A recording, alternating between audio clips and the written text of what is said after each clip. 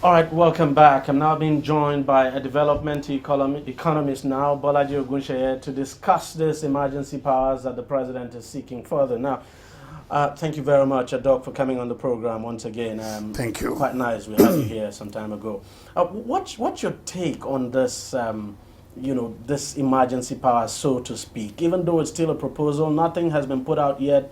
As a matter of fact, we do not even have a clear confirmation yet from the presidency, but there's every chance that that proposal will be put forward before the National Assembly when it resumes from the recess. Well, maybe they're testing the waters, although I know that I don't know, from some source, maybe from the Minister of Finance, there's about a 7-step mapped out process, or if you like, action points for which the emergency powers have been sought. I don't know whether you're aware of that. They brought out about 7 points. Yeah, that's true. So therefore it's probably more than testing the waters, or that could still be testing the waters and reinforcing it by saying, look at, are these points not worth looking for emergency powers for? Quite frankly, my view, maybe because I have an opinion interest in this, because I've expressed on media platforms before that maybe we need some period of emergency on the economy. Yeah, emergency on the economy. The reason being, if you look at the Nigerian system, it's a system that has been, and I don't want to sound like Donald Trump, but it's a system that has been rigged consciously, unconsciously, and circumstantially over time. There are a lot of anomalies within the system of governance, in the politics, of policy making, of even how government positions get filled, and all of this. And these things didn't start with Buhari or with Jonathan. These are trends that have persisted in the system over time. They've got to a position now where they are ossified, where they are solidified in the system. They're not going to be easy to remove. And they have made themselves into the legitimate rules of action. If you stick by them, you don't get action, because there are all these systemic blockages. I'll give you an example. Buhari has gone after the anti-corruption thing. Is 1.5 years down the line now. You haven't seen anybody of stature in jail, convicted and things. What you have is an atmosphere completely overtaken by court procedure, court processes. A key lawyer in Nigeria told me that you can kill any case simply by arresting at the level of process and procedure. That you can kill it so that you never even get to discuss the substantive matter. Okay? A lawyer told me this. And we're seeing that. All right? Yeah. And we know this. So, if Buhari is going to persist and insist on going through the law and everything, and no problem, spend 4 years, nobody seriously... That's what democracy demands. It's about. We are going to spend 4 years, nobody would have gone to jail, the money they have stolen has been stolen. But I can think of an alternative, which is the following. Okay. Negotiate with them. We know people, all these people that you are taking, and there are many more that you can't talk to because of politics, because they are on the right side now. Do you understand? Many. Go to these people and tell them, look, we have this evidence, we have this evidence, we have this evidence. We also have this circumstantial evidence. We have counted your houses in Lekki and Ikoyi and VI and everywhere, and in Abuja and everything. We know that you are in the army, you didn't start as a major general. So this is the highest peak for the last 10 years, and you've earned so much. And we know that there are government laws that actually prevent you from doing full-time business. Okay, you can buy shares, you can do this. And because of this, we know that there is no other way you could have amassed all this wealth, had these properties, the one in Dubai, the one in London, the one in America, and things like this. And we're saying, look, give up these houses. We will leave one for you to live in. We don't even care whether you're taking up just one. All of these are reverting to government. You can say that for hotels that you have, or for this one, for that one, for private jets. Honestly, you get all these things, 70% back, and you can plow them into economic governance. Could we extrapolate that now into what the president is seeking, for instance, in terms of asking that the procurement that the procurement law of the country, for instance, that he be given at least a period of 1 year to sidestep that procurement process, because a situation where it takes 6 months, for instance, to get things done after a budget has been passed. It just doesn't make sense. Oh yes, and especially if there was any time that one could make this case for emergency powers, it will be 2016. 2016 in budgetary terms is a very abnormal year, even in fiscal terms, okay? The budget really officially takes effect from 6 months out of 12 months. Because that's what it means, going by the procurement law, right? That's right. So really it means it's, DOA, dead on arrival, 6 months. If you need 6 months to make major procurements, to make, get major approvals for certain things, hey, and don't forget, by December, you have to return, I think December 15 or so, unspent funds and things, all right? So you tell me what time you have to execute, to implement and execute the 2016. But how have we been managing with these over the years? It's quite shocking. Well, it's because the system, you see, the economic governance system, including this financial subset of it, is all over the place. So they have this money, this one, this fund that the federal government has kept, that, there's obviously a structural abnormality in the fact that it's federal government who is like the, big brother. You're talking about like the UBE They have fund. the UBE, they have some fund, they have the sovereign wealth, they have, and it's at the discretion of federal government and things. When it gets very hot, they put hand, they take. But those funds are going down. So that's also a concern for the federal government. But you see, the whole structure is upside down. So the federal government has, if you like, a lot of discretionary pots of money. Do you understand? So they can put money. Look, they get how much? 1.3, 3.2 or something billion from NLNG. Many people don't talk about that. The federal government gets, well over $1 billion, maybe two, from NLNG each time, each of these trains. I think the last one was train 7. That, they get money. That money goes to the federal government. Do you understand?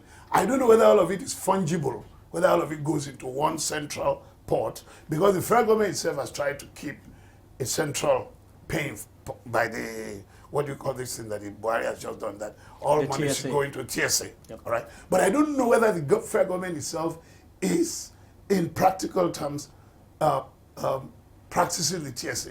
I know it still has all sorts of discretionary funds out there that they have piled up over years and things, okay? So it can dip hands in this one and use dip hands in that one and things. But, of course, all of that is coming from the upside-down logic, that we have a system where a central point collects the money and then distributes. That is not an economy at all. It's rent at its worst. What we should be having is that all the units in the country, not 36 can't cut it. You understand? Many of these states are not viable. That's the truth. Some of them were set off for all sorts of unprintable reasons. I don't want to go into them. They're here. They've been here with us. So what they should do is they should all of them try to become citadels of wealth creation, economic energy, okay? But right now, many of them, a huge number of them, have gotten used to collecting from the center and spending, collect, spend, collect, spend. The federal government itself collect from the oil companies, from customs and things, spend. So we still have to face up to the challenge of making the units actually should be generating more money if all of them are pushing value within their various. And I'm happy that a number of them now have started trying to do what they call sustainable development plans. Some of them are doing 20 years, 30 years and things. And they are trying to really see. The wealth of Nigeria is not in Abuja. It's not just in Niger Delta. The wealth of Nigeria is scattered across the country. The country. So the state should be wealth creating, entities. I still want us to talk about this. How, for instance, would you address, what would you say to those who fear that the president getting this emergency powers, just for some people have that fear that you might make the president become too powerful, and that what happens in a situation where, okay, even if you say this president is good, if you had a bad president, what happens? Well, anyway, in any case, the president is seeking this for just 1 year. That's right. Just a period of 1 year. Yeah. But what would you say to people who have that fear, is that you give the president too much powers, it's a problem? Number one, like you said, this is not going to be anchored in statute as a permanent thing. This man says, give me a tool to use to just break this logjam. We need to reflate the economy. We need to sort of push value across the entire economy. It doesn't make sense that money is sitting somewhere. Do you understand? And we can't use it because of the rules that we have made and things. Those rules will be good in a steady state economy which is growing, where there is even development and everything fine. But now we look stuck. All the underlying statistics are not looking very good. People are hurting. Too much poverty in the land. Because if you ask me, the number one single problem of Nigeria today is mass poverty. I will say it until I'm red in the eye. It is mass poverty. And the problem with mass poverty is not because it's not a moral problem. It is at some level. It's not even an emotional or sentimental problem. It's not a religious problem that, okay, we should help our poor people, we shouldn't let people, the poor. All those are nice reasons. But the fundamental reason why mass poverty is a problem is because it is an economic problem. It impedes and hinders and pulls down and holds back the economy. That is the number one reason why we should be going after mass poverty. Do you understand? So every time you hear somebody says, oh, I've not eaten in 3 days, my child cannot go to school, I have not been able to buy this one, I have run out of this one, I'm begging for Gary to eat and stuff like this, your mind should be going to the amount of demand, the quantum of demand that is absent from the economic dynamics, okay? And therefore, the supply that is not happening. Okay? And therefore, the employment, even though at a relatively lower level, the rates at which increased demand, pushes supply, is a bit almost even. The rate at which both of them lead to employment is not, the employment comes with a drag. It doesn't come immediately. You understand? And think, because many people, if they get more demand, they still try to use do you understand, the residual resources they have that they have not been using because the business is slow. They still use it. It's when they reach a point that they start sort of, hiring people and stuff. Okay, same thing for the supplier who is producing things. So, but the employment benefit also soon follows, and government also after some time takes in more revenue. Okay, all of this is what you miss if mass poverty is the main feature of your economy. Mass poverty is the main feature of the Nigerian economy now, and it's a bad thing. So, if our man wants extraordinary powers, special emergency powers, I hope he will use those powers. The people around him will sit down. It's possible. Don't let anybody tell you that, how are you going to do it? Because when the elites don't want to take the trouble to do things that will expand opportunities, that will bring in 2 more million people into the loop of opportunity, the first thing you hear from them is that it's not possible. How can you do this? It's a lie.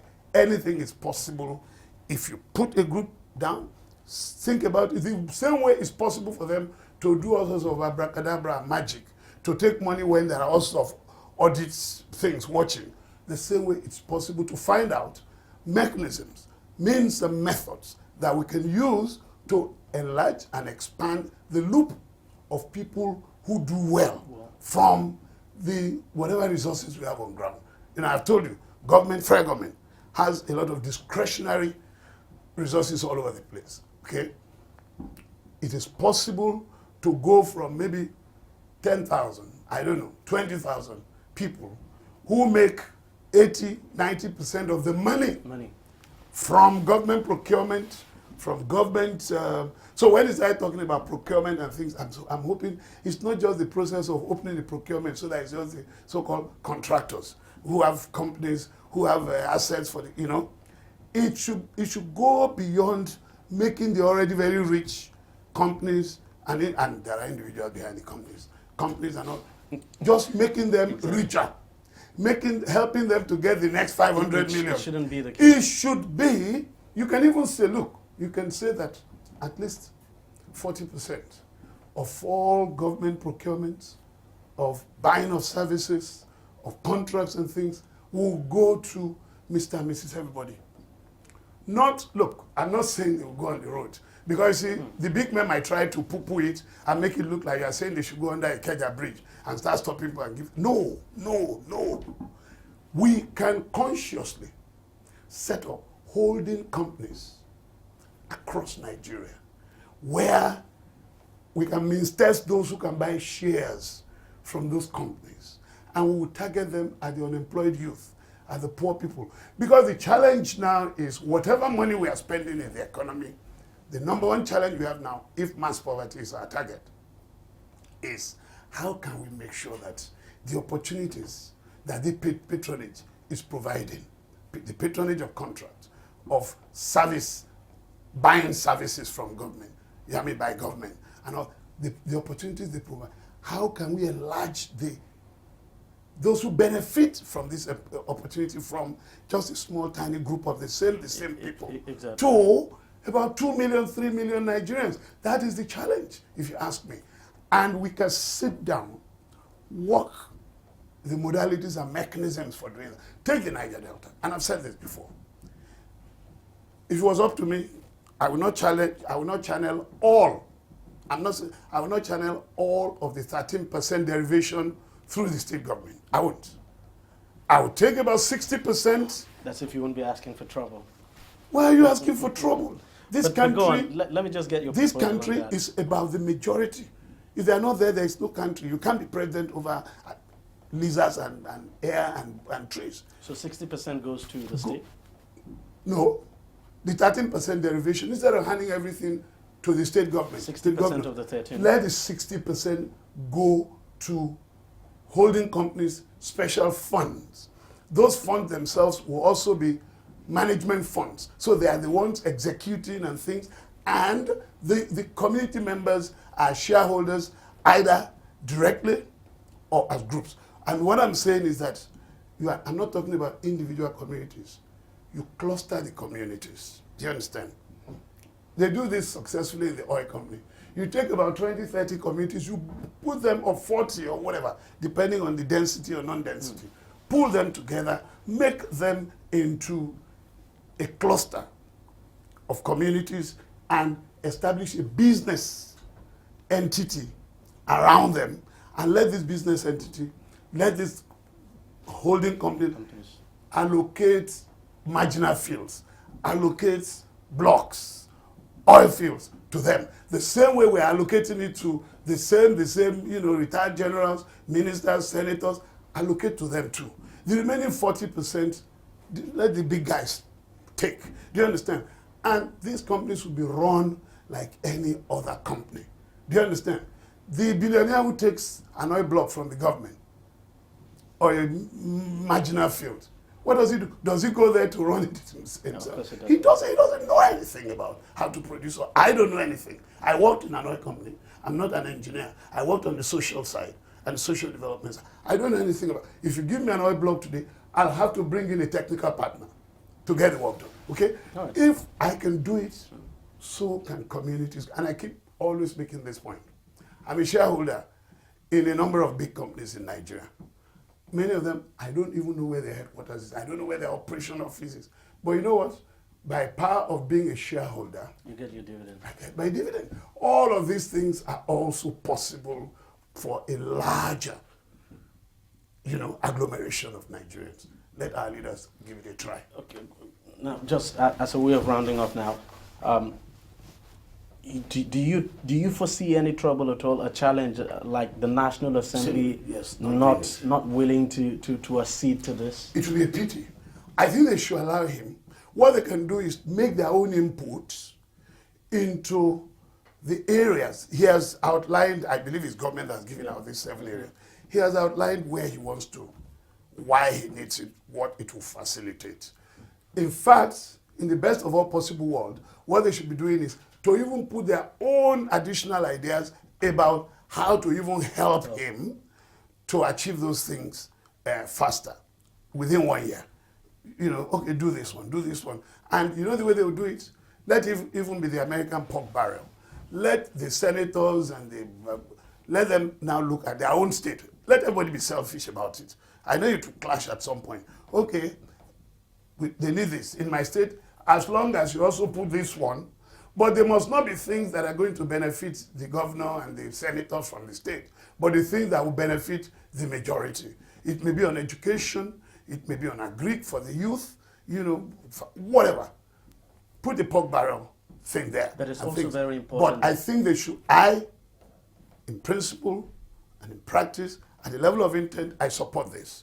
My only worry is that I hope the government uses it in a way that opens up the economy. And I was just going to say that, take for instance the UBE fund, for instance, that says states should contribute 50% counterpart fund. Now, states have not been able to do that. The president is proposing that states even with 10% should be allowed to access that fund and use to carry out development in their states, build schools and all of that. But it's one thing to have that intention. It's a different thing too for these governors to collect the money and use the money for the purpose. And that is my argument. So probably there should be conditions to attached to how the monies that these governors will be collecting will be spent. We should also start looking at alternative institutional delivery mechanisms for some of these things.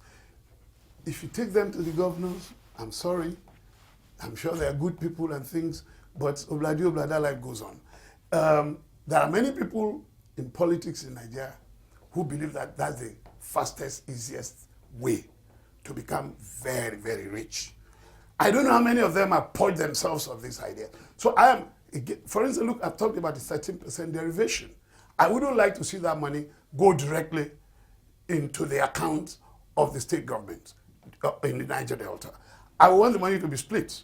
Let 60% go directly to companies that are set up, owned by the communities that are actually producing oil. It's not every community in many of these oil states that produce. On those states, it's only the exits and and things, by and large. But the 40%, yes, because those communities are inside the state. Let the governor take it and use it for other parts. Do you understand? But let 60% go directly. So we must move from this bland idea that, they are stakeholders. You see, the people in these communities, the poor people there, who keep pouring into Lagos and Akure every day and things, you call them stakeholders. Nigeria must be prepared. The leaders of this country must be prepared to move where the masses are concerned, where mass poverty, they must be prepared to move from what they are now calling blandly stakeholders. They should move to shareholders in Nigeria's economic promise. And we love that term, stakeholders, in this country. Oh yes, everything is stakeholder. Everybody who's been cheated, who's never got a cover from something, is a stakeholder. We should now move from this stakeholder thing, serious shareholding, let them hold money at last. The fact is that, you look at it, the intention is very good, but if you do not have those conditions in place, the reason for which the president is seeking these powers, the objective will definitely not be achieved. If you just throw the money out, to the big boys, the big boys who use it for their big things, would have no impact at all. Take the local governments. I have said it before. Literally, our governors are, if you like, disappearing, if I can use that as a verb. they are making the local governments really disappear as an operational tier of governance. They are going into local governments because some of these governors, you give them that money, they use it to pay salaries. What do they do with the local government money they get? Right now, we are in a situation where some governors are appropriating as much as 60% of local government money, 70%, and they just give them token. You know, because of it, they refuse to do elections. That's true. So that those people are not in a constitutionally stronger position to want the money directly. Hey, if you give money to the big guys, they are going to do what big guys know how to do with big money. Let's look for ways to let the money go, to institutional mechanisms around those who need the money. And that's the only way you can get the desired result. Yes. Thank you very much, Dr. Bolaji Ogunseyi, for coming on the program. I really appreciate it. Thanks for your time. Well, that's it on the program. If you want to watch it again, it's simple. Just go to our website, tv360nigeria.com. You'll find this video and lots more there. You can also watch us on YouTube by subscribing to our YouTube channel, youtube.com/TV360 Nigeria. Now do subscribe to get the latest videos and updates, and you can join us on Google Plus at TV360 Nigeria, or just like us on Facebook. The address is facebook.com/TV360 Online. You can follow us on Twitter. Our handle is at TV360 Online. Well, thank you very much for watching. We'll see you again next week.